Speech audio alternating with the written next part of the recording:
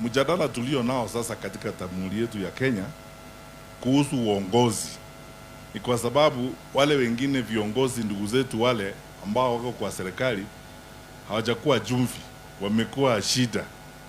Sasa kwa sababu yao na mambo yao kuna kilio kila mahali katika nchi ya Kenya. Ndipo mimi nataka kuwaomba tafadhali, and I want our national leaders to understand this. Tumeanza sasa conversation on the national elections and this is about our country.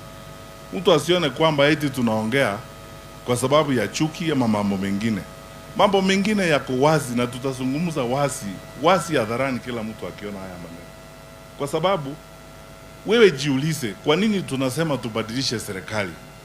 Na ndio nataka wale viongozi wa serikali waache kuwadanganya wananchi. Kila wakati wanasema eti Mheshimiwa Rigathi Gachagua, eti Mheshimiwa Kalonzo Musyoka, eti hao watu wa upinzani hawana akili, hawana mpango, hawana plan. Tuna mpango. Mpango wa kwanza ni kuwatoa uongozi. Alafu tuko na mpango. Na tukiwatoa uongozi, kwa hiyo plan tuko nayo, tubadilishe nchi yetu, tutoe uongozi bora kwa nchi yetu. Sababu shida ile tuko nayo saa hii, watoto wako nyumbani. Viongozi wa serikali wanadanganya wananchi. Eti watoto wameingia shule 100%. Na mliona hata kwa Citizen Nipashe jana. Vile watoto wanalia, watu hawajaenda shule, wazazi wanahangaika. Na mimi mnajua mimi nilikuwa katika Wizara ya Elimu. Na nilisurura hapa, hata shule zenu zile ziko hapa Pandei, nilikuwa hapa kila wakati, Njabini Boys hapa nini, kuhakikisha kwamba watu wazicheze na watoto wetu na wazicheze na kazi. Tuhakikishe kwamba kila kitu iko sawa. Sasa huo mchezo tulikuwa tunapigana nao wakati huo ndio umerudi sasa saa hii. Wakati viongozi wa serikali hawana haja na kutumikia wananchi. Sisi tunataka serikali. Mtu akituuliza kwa nini tunataka mabadiliko? Tunataka mabadiliko kwa sababu tuna mpango wa kuleta uongozi bora kwa nchi yetu. Turekebishe elimu. Turudishe free primary education. Turudishe free day secondary education. Wanazazi na watoto wasihangaike. Turudishe NHIF, tutengeneze mambo yetu ya afya. Ili hii shida tuko nayo ya afya tuisuluhishe. Ningependa kuzungumzia mambo haya mawili. Kwanza, haya mambo ya kuajiliwa kwa walimu. Hawa viongozi wako hapo wa kisiasa wanaelewa. Sasa imekuwa mambo ya aibu eti walimu wanaandikwa kutoka kwa ofisi ya rais. Ukiwa rafiki wa hiyo ofisi unaenda pale unapewa barua, unaenda kualika walimu. Sasa kama Wanjiku Muya, yeye hawezi kuenda kualika walimu, hawezi kuandika walimu.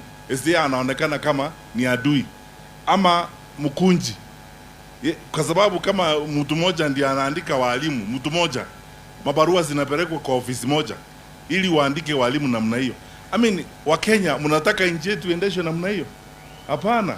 Mtoto kutoka hapa Njabini ako na haki kuapply aende aandikwe kuwa mwalimu. Na mambo haya ya ufisadi kwa serikali ambayo inajulikana.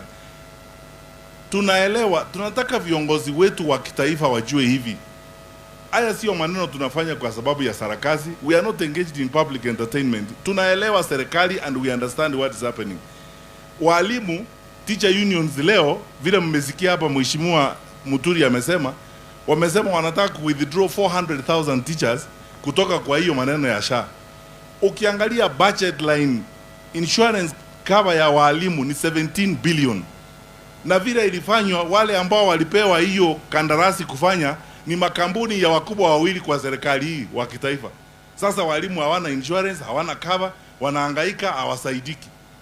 Tulitoka kwa serikali na wakati mmoja tutazungumzia haya maneno. We will be very honest and we will tell the country these things. When we left the government in late 2022, insurance cover ya polisi 5.3 billion. Tulikuwa tumepanga maneno mzuri.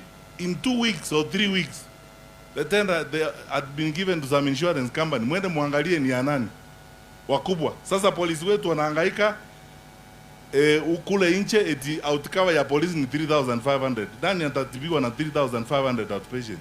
Sasa polisi wanalia huko, walimu wanalia huko. Huo ndio uongozi. Alafu sasa wanasema sisi hawa wa upinzani sisi hatuna akili. Wale wako na akili ndio hiyo, akili kubwa. Akili ile ni ya kupora pesa ya wananchi. Watu wako na akili nyingi wanaandika walimu kutoka ofisi moja. Hiyo ndio akili. Wananchi wa kawaida hawa hawana nafasi sawa na wale wengine ya kupata hiyo kazi. Kwa sababu ya akili nyingi, unachukua pesa hiyo ya insurance ya walimu, mnapea makampuni zenu. Walimu wote 400,000 wanahangaika. Kwa sababu hao walimu na sisi hatuna akili. Nyinyi ndio mko na akili. Jamani wananchi, hiyo ndio akili kweli? Hapana. Sasa hao wangwana tunataka kuwaomba hivi. Tutakuwa na nafasi ya kuongea mambo mengine mengi.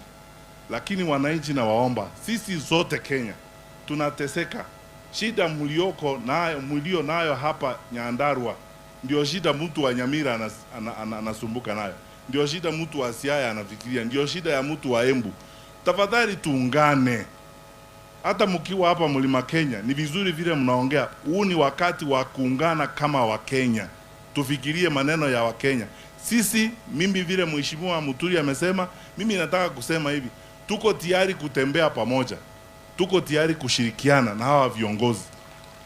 Kwa sababu hakuna namna nyingine, hakuna njia nyingine tunaweza kusonga mbele kama taifa ama kama nchi, kama hatuungani sisi wote pamoja. Kwa sababu sasa mmeona labda Kenya hii sambuli ya watu ni wawili, Mheshimiwa Gachagua, wale wako na akili na wale hatuna akili. Wale wako na akili wanachukua vitu ya watu. Hapa Naivasha ukiona kuna watu pesa ambao walikuwa na shamba pale Ndabibu wanasumbuka. Wale wako na akili wanachukua hiyo shamba. Kwa sababu pesa wale hawana akili na sisi hatuna akili. Wale wako na akili wakiona shamba kama hiyo wanaichukua. Wakienda huko kwingine, huko Narok na kule kwingine, wale wako na akili wakiona shamba kama hiyo, hata kama ni ya serikali, wanaichukua. Ukalao hatuna akili, wale hatuna akili, tunabaki tukihangaika namna hiyo. Tafadhali ninawaomba ndugu na dada, tuungane pamoja. Nimalizie hii ya mwisho. Uchaguzi umeanza na tutaanza mambo ya kampeni hapa. Tafadhali vijana, register to vote, chukueni kadi ya kura. Lakini wananchi ninawaomba, tumekuwa katika safari hii before. Watu wanapita hapa, kila mtu anaongea maneno tamtamu hivi kama sukari, wengine wakibeba mabibilia, wengine wakiimbaimba hapa. Nyimbo ni sawa, lakini mufikirie hali ya nchi hii siku za usoni tutakuwa namna gani? Sababu mimi najiuliza kila wakati, hawa wamefikisha nchi yetu hapa kwa miaka 3.5 ama miaka 4. Ukiwaongeza miaka ingine 5, kweli kutakuwa na nchi inaitwa Kenya? Tutamalizika sisi wote. Na hata wakiuliza kila wakati eti wanataka waongezewe muda. Unajua ukipewa kazi unaomba uongezewe muda kufanya kitu fulani. Wao tunawaongezea muda kufanya nini? Yaani tunawaongezea muda watoto wetu waendelee kukaa nje ya shule. Tuwaongezee muda tuendelee kuteseka na SHA. Tuwaongezee muda waendelee kuchukua yale mashamba.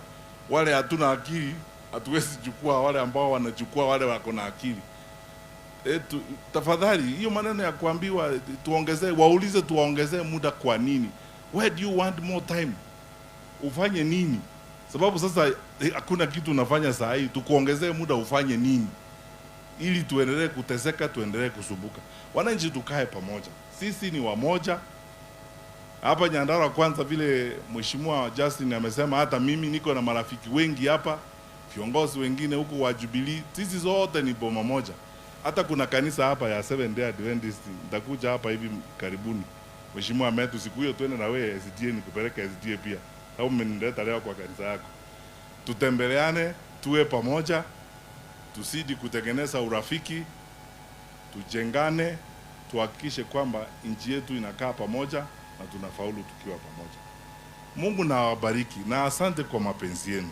Hakika nyinyi viongozi wenu hapa, wale ambao tumejuana na tumefanya kazi nao, niseme tu kweli ni watu wa mapenzi, ni watu ambao wako na heshima, na mimi nina furaha na namshukuru Mungu kujiunga na nyinyi na kuwa na nyinyi hivi vile tulivyo leo. Mheshimiwa Gachagua, tutaendelea kutembea pamoja. Ndugu yangu Justin Muturi, tutaendelea kutembea pamoja.